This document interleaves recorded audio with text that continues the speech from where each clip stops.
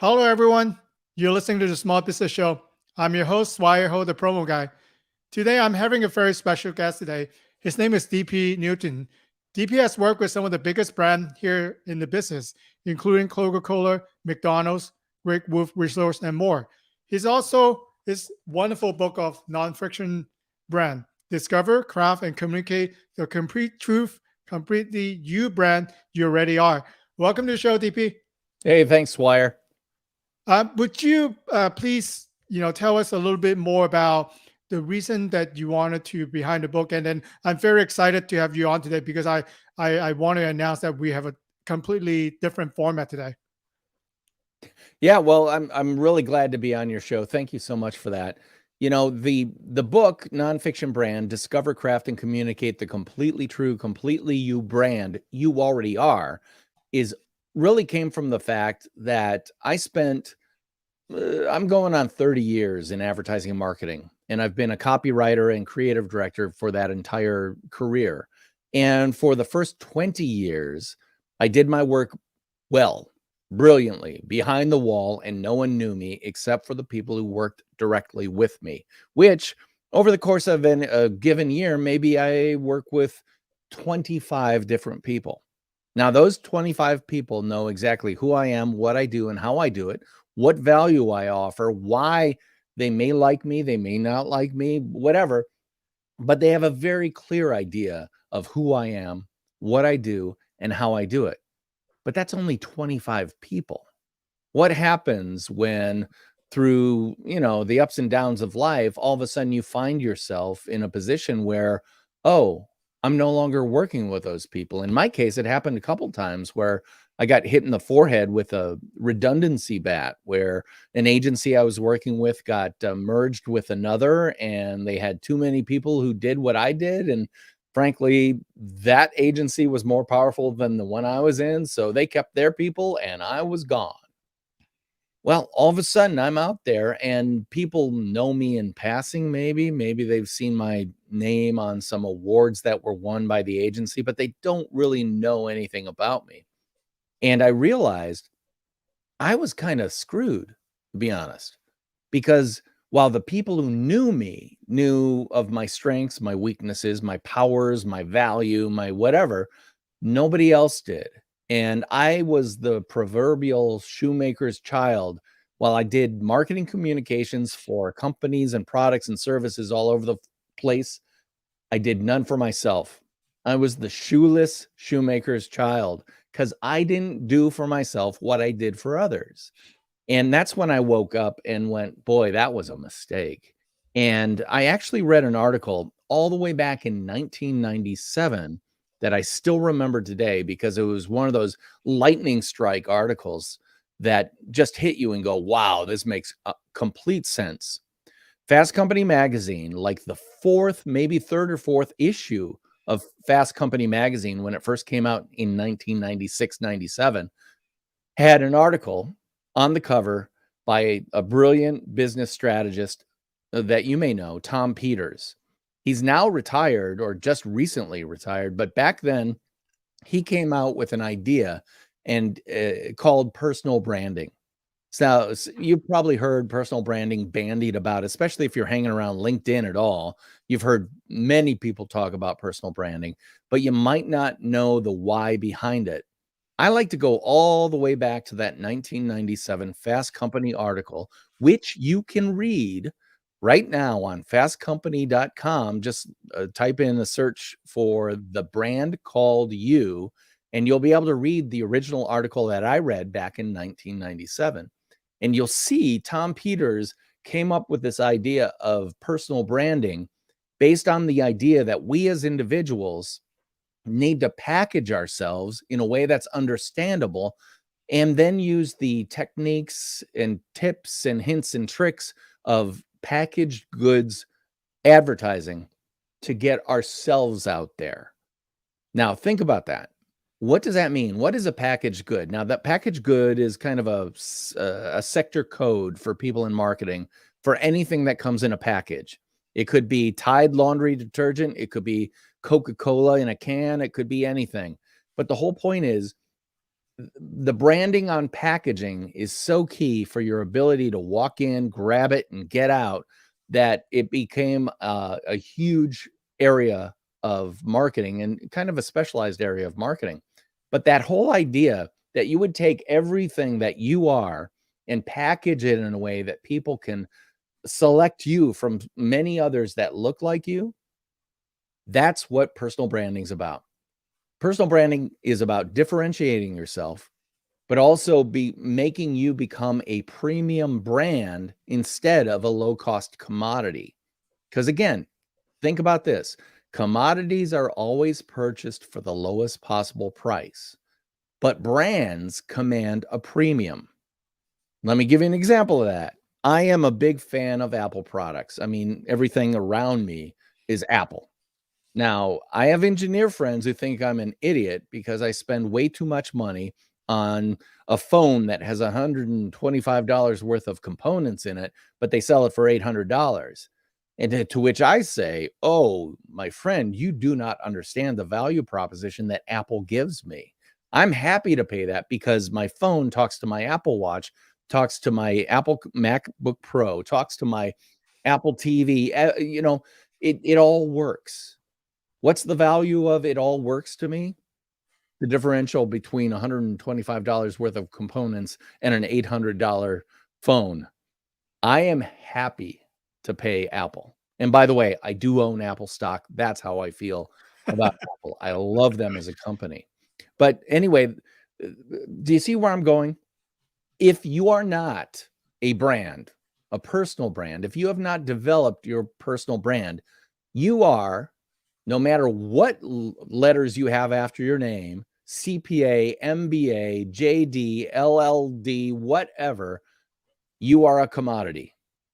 If you're a MD, medical doctor, you're in a barrel full of other medical doctors, unless you've differentiated yourself and become a personal brand. Now, you are, in fact, a personal brand to the patients and families that you serve, because they know who you are, what you do, and how you do it. But nobody else knows that. If I asked you and said, okay, name as many medical doctors as you can off the top of your head, you might say, well, Dr. Anthony Fauci, he's on the news all the time because of COVID. And there's Dr. Oz, who is, the TV host now running for Senate in Pennsylvania. Well, that's a little off brand, isn't it? Oh, maybe. Maybe there's, if you're in the health space, maybe Dr. Andrew Weil, or then you kind of go, or Dr.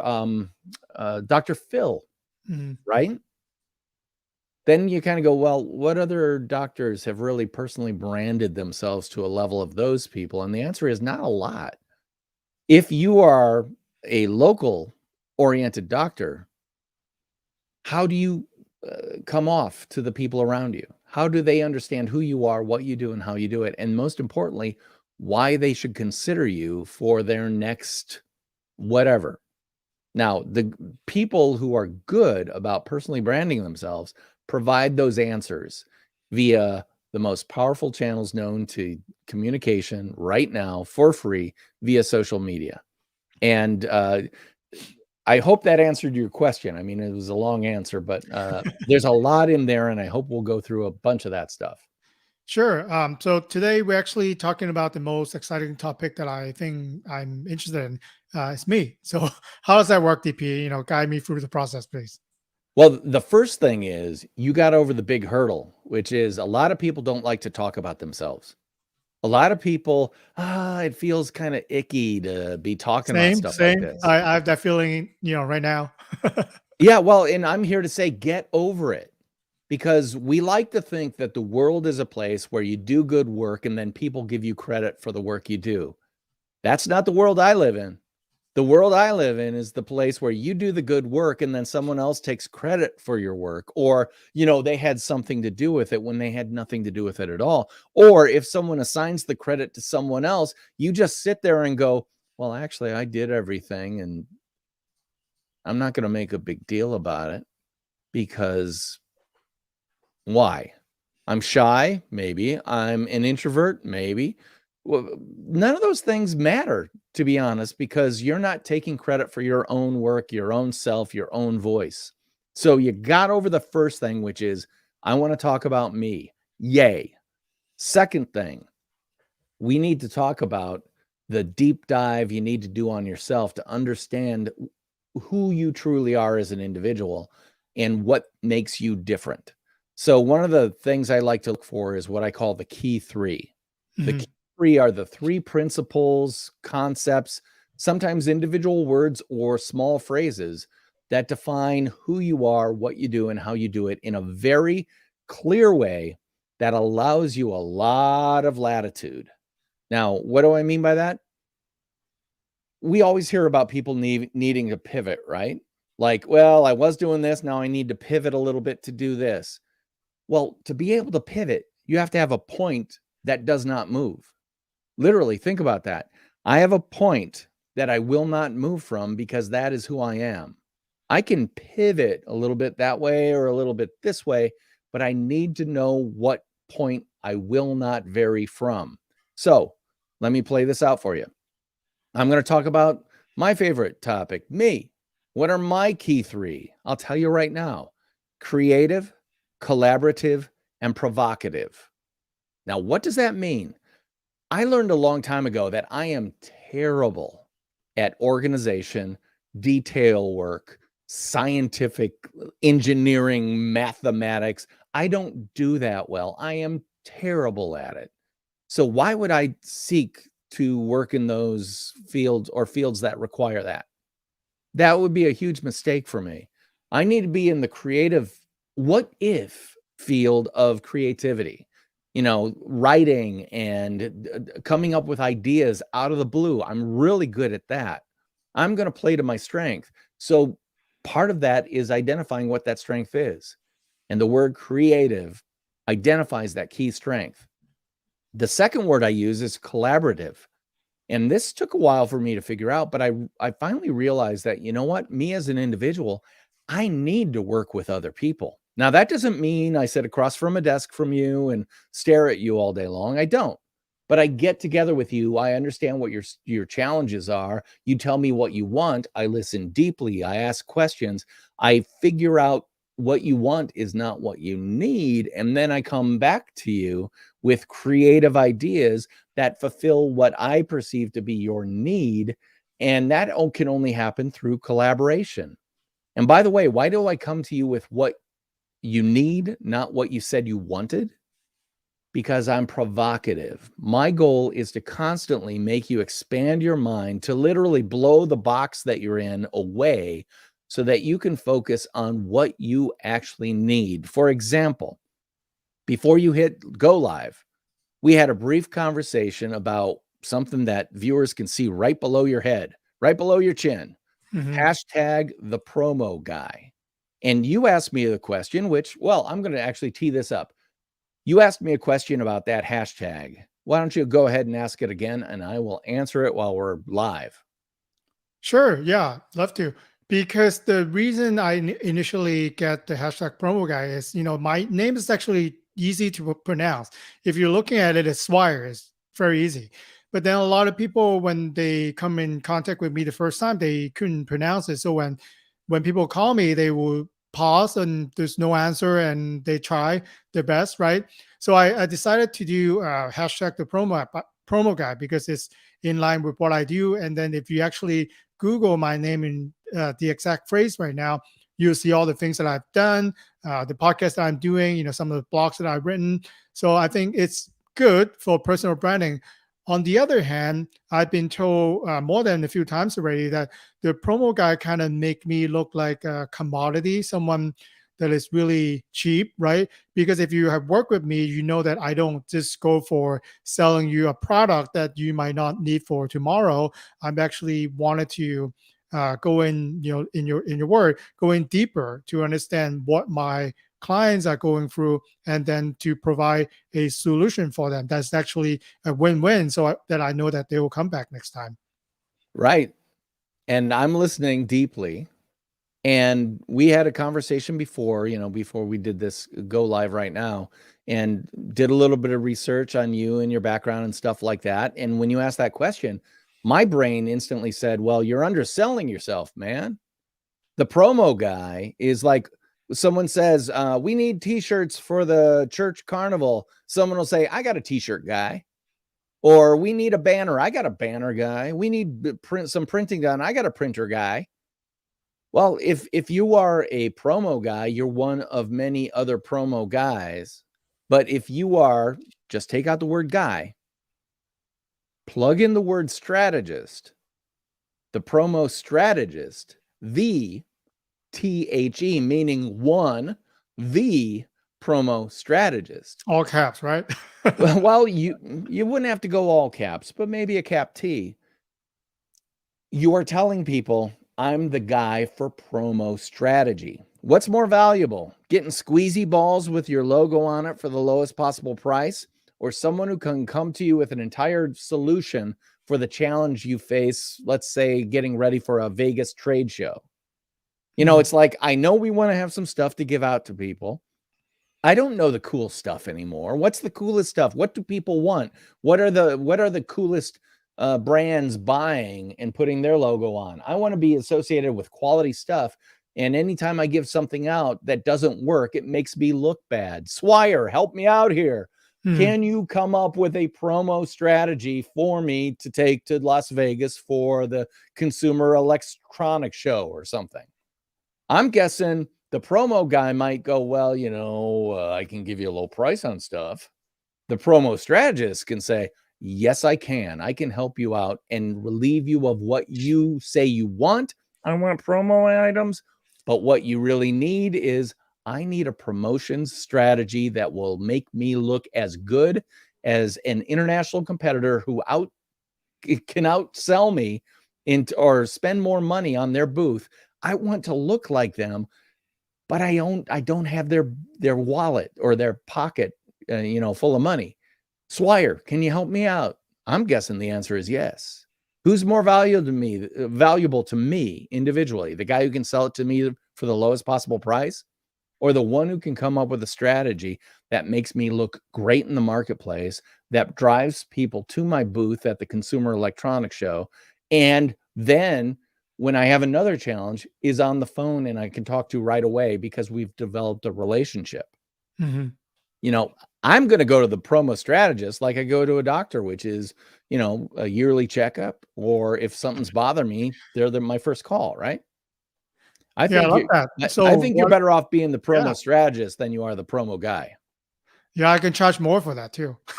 Well, exactly. And you can come up with packages where you would then be on retainer. And by the way, retainer strategy is a great thing for any business that wants to keep the lights on. If you can get $1,000 a month out of somebody so that you take their call on the first ring, a lot of people will take that and say, you know what, I'll pay that convenience tax. I have an idea and I want to run it by you. I pick up the phone and it's covered by the retainer. Great. Now what happens is you get 12 clients like that. They're paying your lighting and your heating and your mortgage. And, they're doing keeping the lights on stuff so that all the stuff that's going up and down during the year is all profit. I like that. I'm working with a sales coach, and then his method, it's just like what you said. He said there's no free consulting, right? Because I've been in business, long enough. I know, and I have to keep up with, everything that we do. Then they're, kind just call and they just wanted to pick up brains, right? Using the industry words, and, without paying, a strategy or a retainer for ad agency, because we have seen enough, then we can actually help them. But, some, not all, but, some clients do trying to come in and just get what we wanted and they move on. Then, those are free consulting that we're giving away.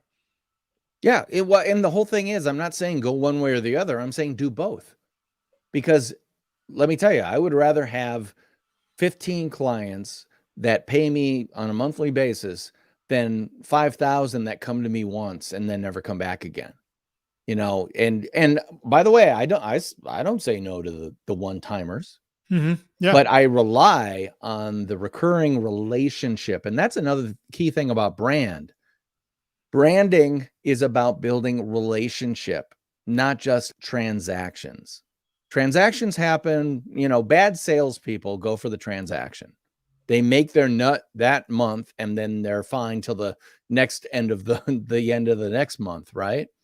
Those are bad salespeople. The best salespeople know from the get-go that their goal is not to sell something today, but to begin a relationship that could lead to an entire lifetime of sales. Like take a big item like a Xerox copier or something like that in an office. Wouldn't you rather be the place they come for toner and paper and something's wrong with the machine, so we call you for all the fixing?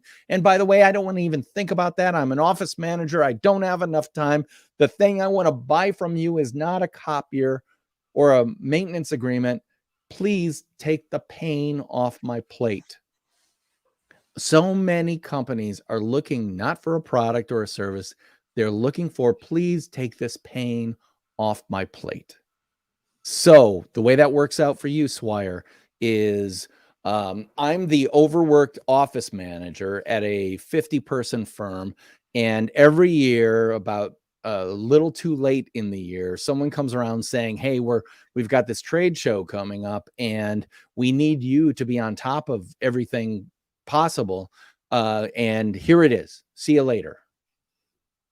That office manager goes, oh my God, you just backed up a dump truck full of pain and dumped it on me. What if all of a sudden Swire Ho, the promo strategist, is like going to the doctor saying, doctor, I've got this pain. What can I do about that? Don't worry.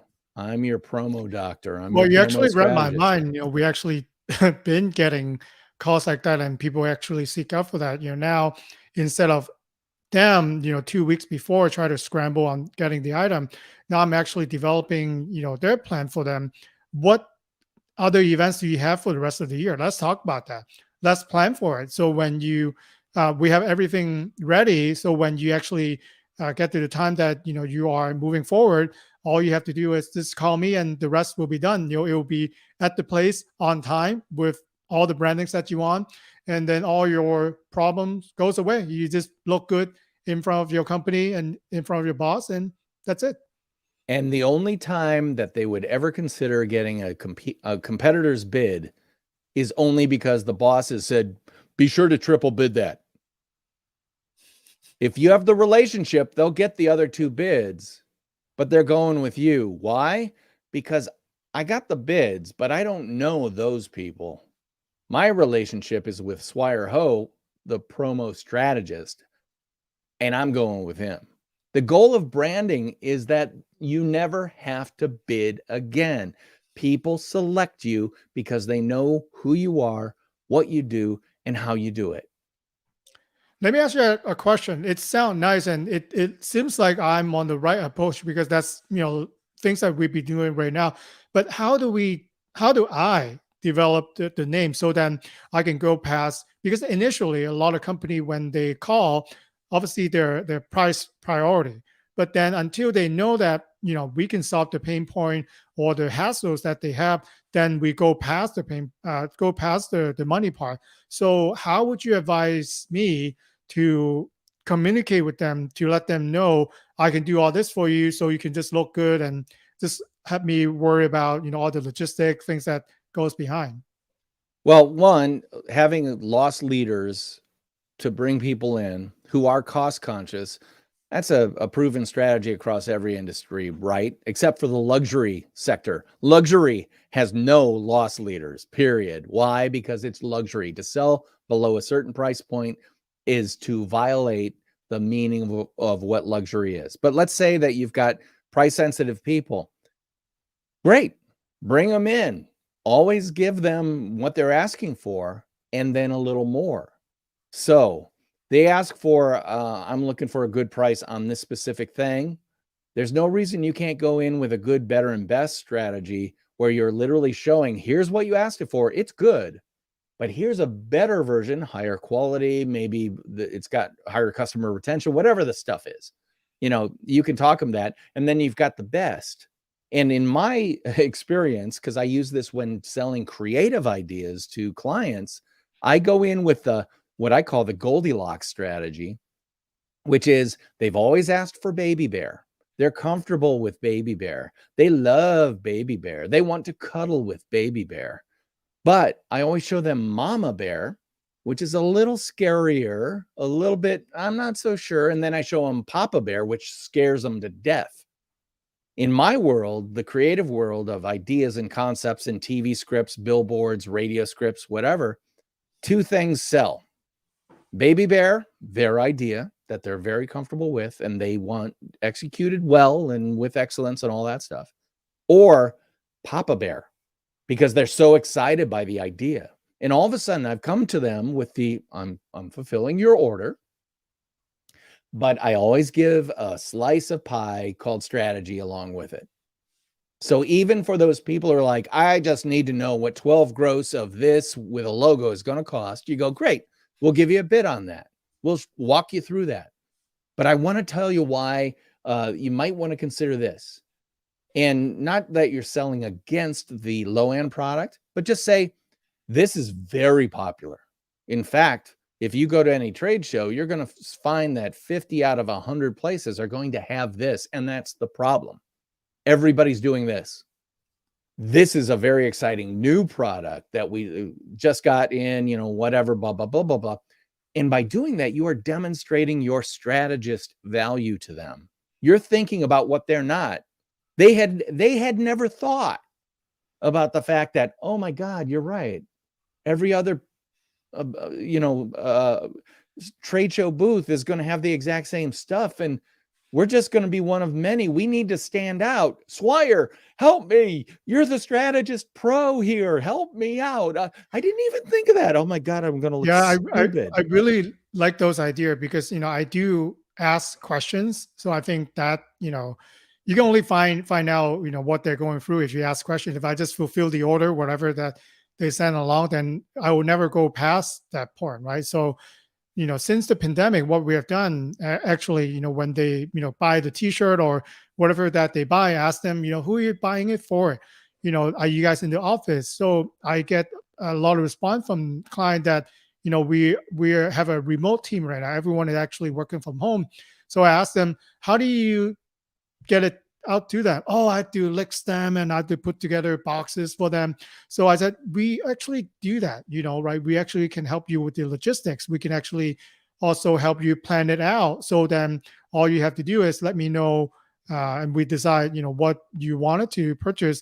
And we actually send it out. We actually finished a project that we sent it out to 22 different countries. So they have executives scattered all over the world, 6 continents. And, all they have to do is agree to what they wanted to get them.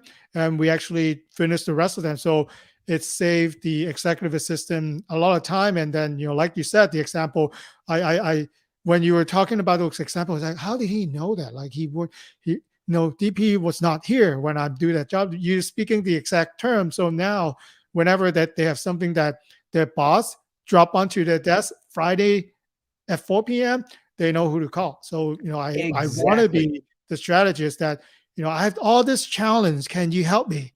And, if I could, then I could just take all the pain away. They can move on to other tasks that they do. So I think this is to the point that they almost will look past or even pay more because, if they're a big company, they always can find some budget somewhere, right? And then if I could help them look good and then they don't have to do too much, then I have an advantage than if you have to call 5 other companies just to do one thing. Well, and a lot of people will be familiar with the term convenience fee. Mm-hmm. And even if it doesn't say convenience fee on the invoice, people know, what, I'm going with these guys, paying a little more because they're very convenient for me. There's a higher level of that I don't think a lot of people think about. It's called the confidence fee. And again, it doesn't appear on an invoice, but I am confident that Swire Ho is going to be able to get everything I need to those offices in 22 countries on 6 continents around the world because I have a relationship with him. So I am absolutely willing to pay a confidence fee. because the only thing I want to hear from my CEO is, I just saw the pictures from the office in Finland and they're all wearing the vests. It looks fantastic. Great job. That's the only thing they want to hear from the person above them. How can they be confident that that's going to happen? They're going with someone who has proven they deserve the confidence that you place with them, and they return that confidence in the form of excellent service. Now, I want to ask you this question just from a marketing point of view. Mhm. Have you taken that story that you just told me and turned it into a case story? Not a case study, a case story. How is that Because different than case study? We have well, case study, a but case never study is had a case often story. a case study is kind of very problem oriented, as Mhm. opposed to what humans really respond to, which is a story. Now, typically, you would not start a case study with, like take the idea that you talked about, which is someone getting dumped on their desk at 4:30 on a Friday. Mhm. Imagine that case study actually told in story format. Imagine it's 4:37 p.m. on a Friday. You're packing up stuff, getting ready to go home and enjoy a weekend, when all of a sudden your boss walks up to you and dumps the need for getting the packages out to 450 associates in 22 different countries on 6 different continents, and he wants it done in the next 7 days. What would you do? In the case of so-and-so from this company, that's exactly what happened. And this is how we worked with her or him to deal with the situation. And then the results were blah, da, da, da, da, da, da, da. This is the stuff you share on social media. Not, you don't have to tell the whole story, but you can tease the story. Like, what if Mhm. you took that little story intro, which is, imagine yourself 4:37 Friday, something dumped on your desk. You got 7 days to do it. Who are you going to call? The Promo Strategist. This is what we do. Check out this new case story of something that actually happened when we had to send out 450 boxes to 22 countries on 6 different continents with a lead time of X number of days. If you're an office manager who's ever had a Friday afternoon blow up like that, they're going to download that PDF.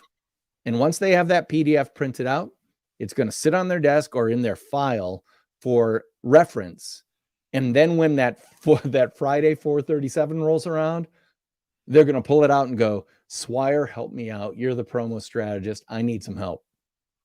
They aren't looking for t-shirts with logos on it. They aren't looking for embroidery. They aren't looking for squeezy dolls. They're looking for pain relief. Swire, you are pain relief. That is what you should be selling. And you can sell that better as the promo strategist than you can as the promo guy. I love that. We actually did the case study already for what I just told you about. But then, in your version of a case story, it's actually, I think it provoked the emotion. And, it might not be 22 country, or it might just be something different, right? But then if you know that they are able to help problems like that, they could probably, give me a lot more options. If I have to call, 7 company who are not answering the phone call, or it might just give them, hey, everyone buys a pen. Why don't you buy a pen? Well, you're getting at something really important here. You were describing kind of push communications, which is I'm shoving stuff at you, rather than pull communications, which is when people pull from you the stuff they want to learn more about. Now, you tease them with a little bit of information, then they download the PDF. You didn't have to cold call. They did that themselves, and you've provided them something of value that they value because it's serving their needs, and they want to hear from you. So they then reach out and call you. And that's the key. If you're doing this correctly, people know why they should be calling you, and they call you when you have the solution to what their problem is. Consequently, you should be demonstrating solutions to such problems over and over everywhere you do stuff. like, again, I haven't followed you much, so I don't know if you do stuff, but things like new product introductions of really cool stuff. Do you get on Instagram and demo that stuff with a 30-second video, or, you know, TikTok, or any of the video centric stuff? You can do it and it can look terrible. It doesn't have to look professional. It should, seriously, it can be shaky I read the cam. story that you talk about the plumber. You know, I Yeah. actually go on his YouTube channel to watch him, and I went, I think 3 years ago. He looks bad. Now he looks like a pro streamer, and he Yeah. he had a lot of people helping him, all the lights, all the microphone, compared to what he does like 3 years ago. And I'm like, wow, and he talks a lot better too. Yeah, well, and what we're talking about is a plumber named Roger, who literally, if you go to YouTube, type in plumbing, you're going to see Roger's face, and you're going to recognize him because he has this big white walrus mustache. He's a big Texan guy. He's really, really fun, and he understood the power of video, and he really went into it big. And again, Swire just described it. Go look at his oldest video and then look at his latest video and compare. His performance is better. His set is better. His camera work is better. His lighting is better. His microphone is better. And yet the content was still great at the very beginning. He got better because he started trying. And the more you try, the more you do, the more practice you have, the better you get. If you are afraid to go live, you're missing incredible opportunity. Witness the fact that Swire and I'm in Wisconsin, you're out in California, right? Mm-hmm.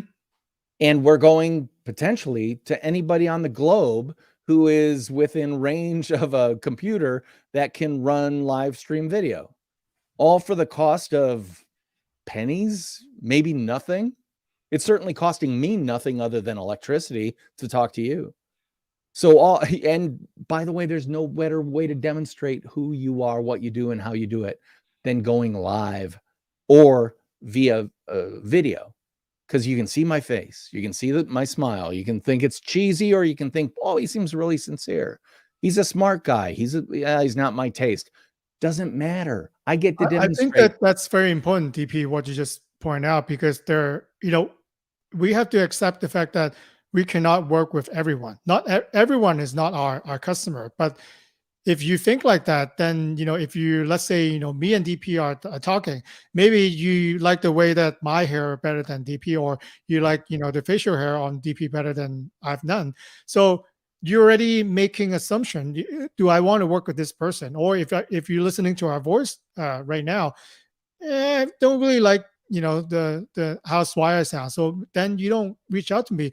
But then if we're able to make a connection, at least you see how we interact and how we talk, then it will be better than you expect. When I actually picked up the phone, I do sound like what I'm saying things right now.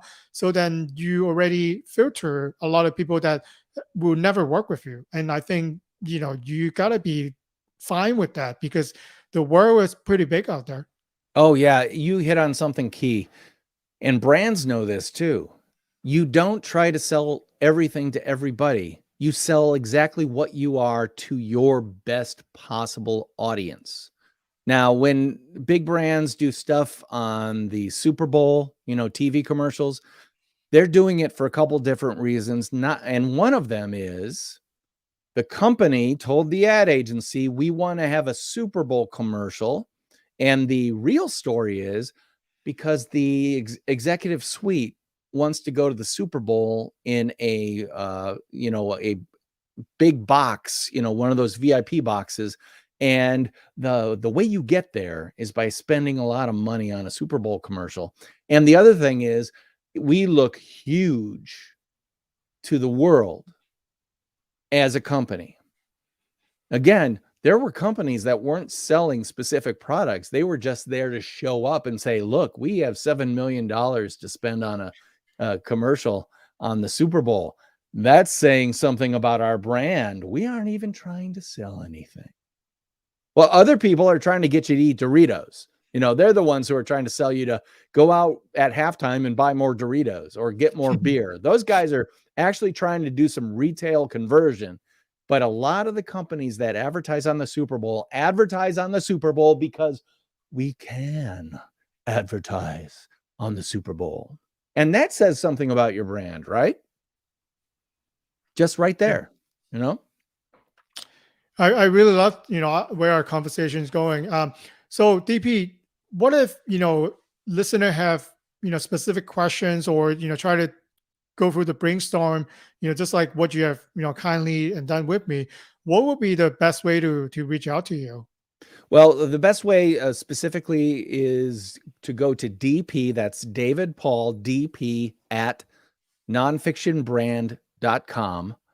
And that's a direct email address. You can email me if you'd like. You can go to nonfictionbrand.com/gift, and you can download 3 free PDFs that will get you started on your nonfiction brand personal branding journey. One of them is a very quick but provocative, one of my keywords, provocative 5-question thing that just gets you thinking about that pivot point that you will not vary from.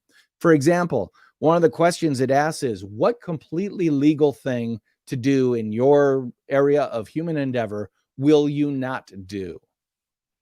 What does that mean? I give the example for myself. It's totally legal to advertise tobacco and guns. I won't work on those accounts. Why? I have my reasons. You can guess what they are. It doesn't really matter. I won't do it.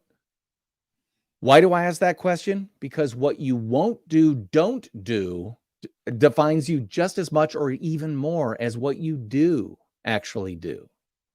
So that's the type of question you have to think about and go, okay, what does that mean?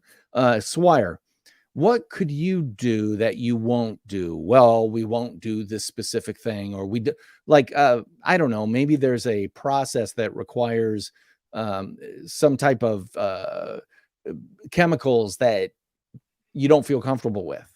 We won't do that product because it requires a chemical process that pollutes the environment or endangers employees or whatever. Great, but it's legal, right? Yeah, it's legal, but we don't do it. Oh, guess what? That's a point you should let your people know. Let people who might want to know, which is we only carry products that are fair trade or that are passed by the EPA or whatever it is. That's a great differentiator for you. And again, you can get those 3 PDFs by going to nonfictionbrand.com/gift, GIFT. And it's completely free.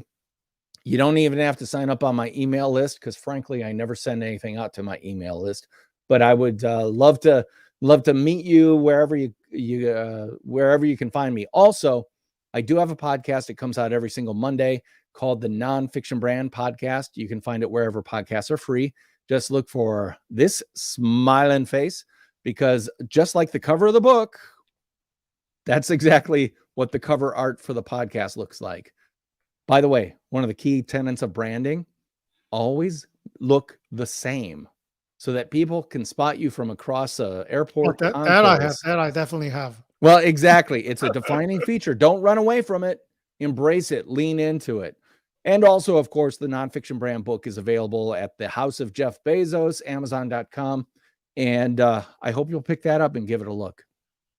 Yeah, thank you so much, DP, for working with me today. I did finish reading the book. I think I truly enjoyed it. A lot of different example, different motivation. And then if you can even pick a little things on each of the story, studies, then, I think you will be on your way to success.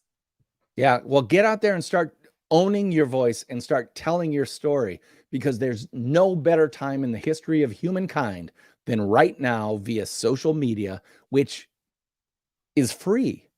Basically, you can pay for higher levels, but you can get 80% of every social media channel for free.